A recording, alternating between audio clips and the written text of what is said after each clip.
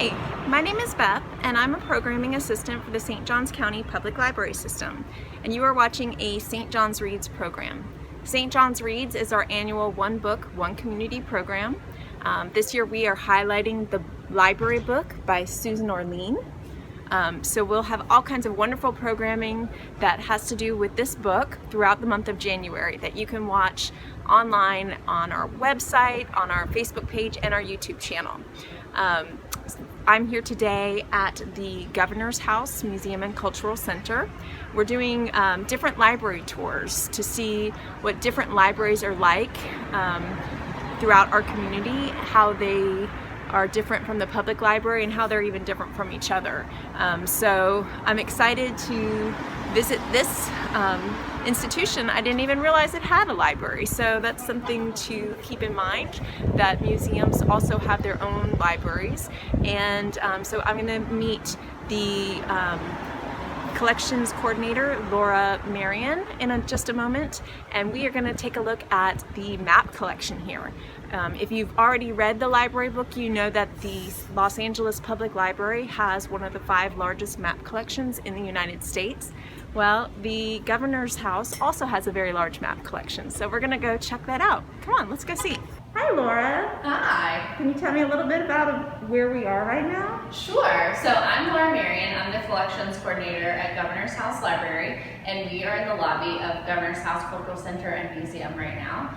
We're located downtown, right across the street from the plaza, and the building is open to the public right now from Wednesday to Sunday, 10 to 5.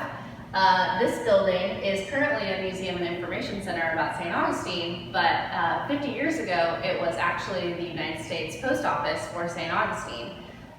So we think it's really cool to show off some of the history of the post office, and a lot of people don't know that, but once you do know it, it's really easy to see some of the old remnants of the post office, like these signboards that used to house post office boxes, and we also have some remnants of coquina from the original building and a picture of what it looked like in the 1760s when it was the Spanish governor's residence, and that is the image that they used in the 1930s when the building was reconstructed to inspire the current design.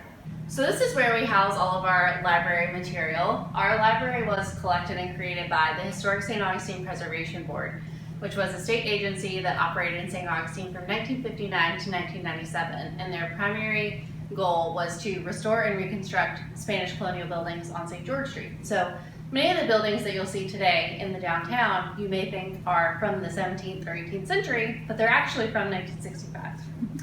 So we hold all of their material, and that includes 104 linear feet of archival material, which is interpretive reports, archival research, archaeological reports, that sort of thing. Then we have about 28,000 photographs, which are in these boxes. We have them in print, negative, and slide format. And we have about 16,000 slides because that was the popular media format during the Preservation Board's operating years.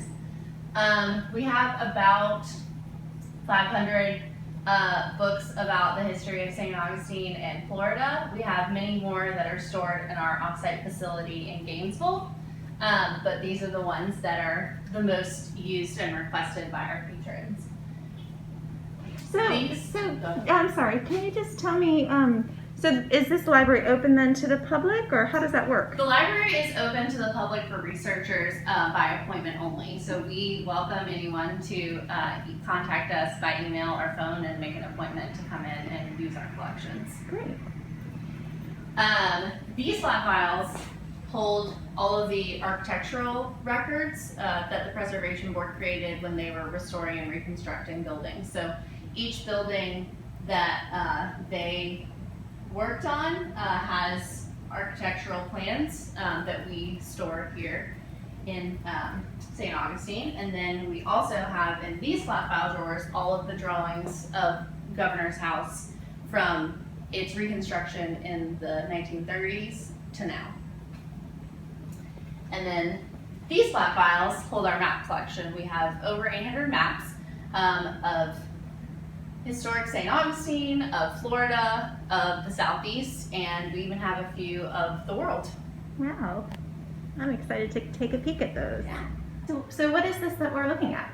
So this is what we call the Puente Map of St. Augustine. It was completed by Juan de la Puente in January of 1764, just as the Spanish were leaving St. Augustine and the British were coming in. So the map has detail of each residence that existed in St. Augustine during the turnover, and has very specific information about the building material of each structure, the owner of each structure, and the location of it. And so this map is invaluable to historians' research of St. Augustine because it helps us know exactly where buildings were located in the 18th century during the first Spanish period at the turn of the British period, and was absolutely invaluable to the Preservation Board's work because it helped them know exactly where the structures that they were reconstructing would have been located in 1764. And so where is this map right now? This map is currently stored in Gainesville at the University of Florida. We are managed by the University of Florida and a direct support organization of the university. So a lot of our collections that are more valuable and need higher quality storage are in Gainesville to protect them, but we have digital copies available so that they are easily accessible to everyone on our UF Digital Collections website. Great. So we have a great collection of maps here at Governor's House. They were collected mostly by the Preservation Board from other institutions. So we have a lot of copies of maps here because the Preservation Board was trying to collect historic maps and other maps to complete their work. So we have public works maps from the city. We have historic maps that they received copies from the Library of Congress, from the Archives of the Indies in Spain, and also from the Clements Library at the University of Michigan, who has a very robust collection of Florida and St. Augustine maps, interestingly enough. So we have a lot of old maps, but they're not necessarily old themselves. The map is old, but our personal copy is not so old.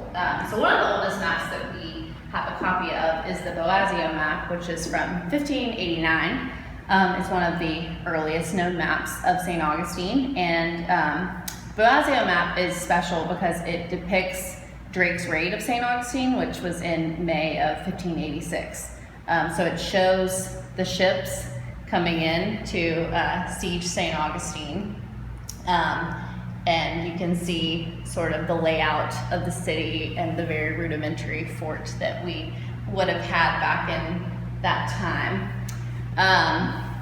This is a map of St. Augustine that is very similar to the Puente map done by de Solis in 1764.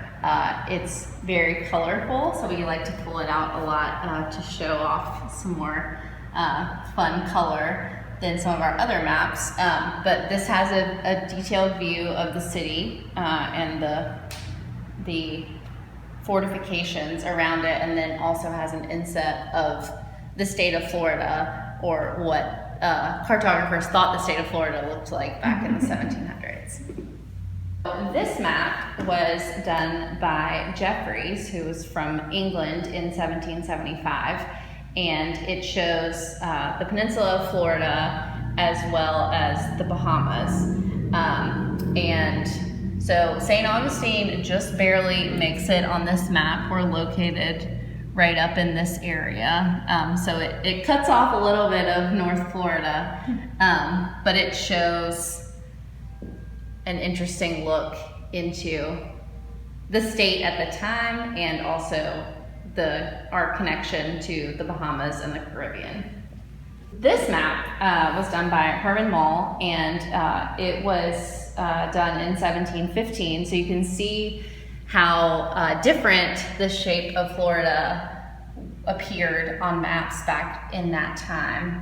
This shows the whole Gulf of Mexico, even down into South America, Cuba, Haiti, the Dominican Republic. So it has more of a Caribbean focus than a Floridian focus, but it's really interesting to see how the shape of Florida changes over time, even in just 50 years. I like how it has English and French. Mm-hmm. So yeah, it shows the different colonizations of North America at the time. This is a similar shape of Florida to the last map. This map was drawn by Jacques Lemoyne, who was French, in 1564, and then was engraved and hand-colored by Theodore de Bry, who was from Belgium, in 1591. So it's a copy of a map, and this particular copy that we have was printed by the Library of Congress and given to the Preservation Board in the 70s, and the original map is housed at the Library of Congress.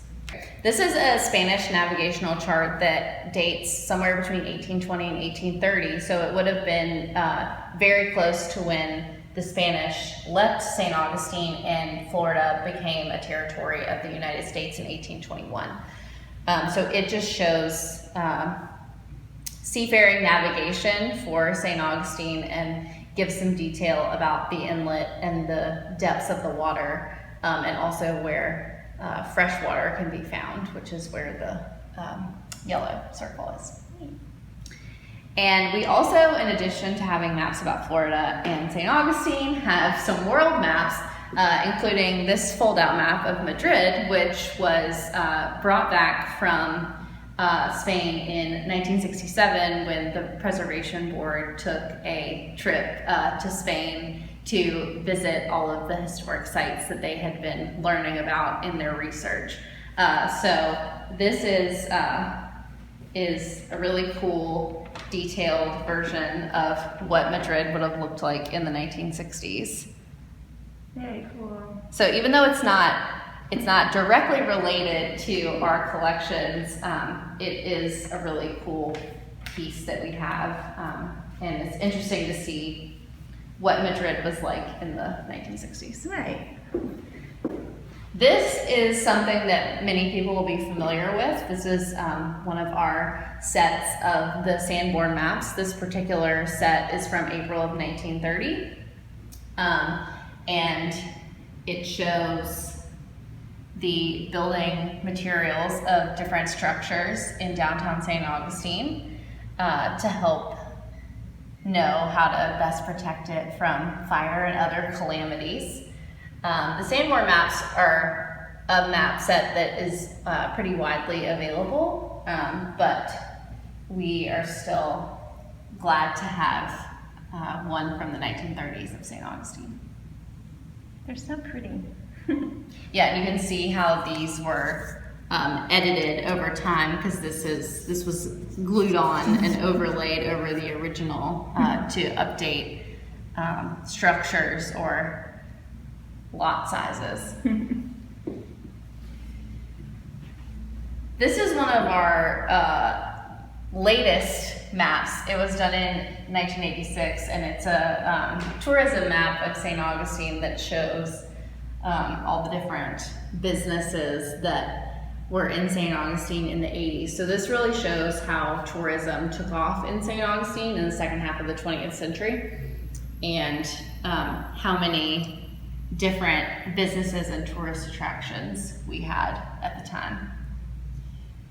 So this map is not as exciting to look at, but it's really important. It's a block and lot map of St. Augustine. And the block and lot system was partially inspired by the De La Puente map, because he divided the streets into different lots based on the ownership of the structures that existed in that place. And so St. Augustine uses the block and lot system to divide the downtown area and to better understand where the lines for lots are and that sort of thing. So this is very important to the preservation board because many of our structures are in the historic area, and so it is really helpful to us in understanding the preservation board's notes and research because they often describe things by their block and lot number. So this is a really important resource for us here at the library to better understand our own collections. And this is an example of one of our public works maps. It shows a parking map of St. Augustine. They were working on creating some more parking as the tourism of St. Augustine really started to grow in the second half of the 20th century. So this shows different areas where they were thinking about adding parking lots, and you'll notice that this is where the parking across the street from the Castillo is now, but it was originally homes and other structures that were torn down to make parking. So it's really interesting to look at how the city has changed so much just in the last 50 years. Absolutely. Thank you so much for showing us this collection. This was really amazing. Yeah, thanks for stopping by. All right, it's my pleasure. Thank you. Here are some websites that you can check out on your own if you are interested. You can look at the Governor's House Museum and Cultural Center website here at SJCPLS /govhouse.uflib.ufl.edu. If you'd like to find that map collection finding aid, just to see what all the 800 different maps are that they have in their collection, visit this website here.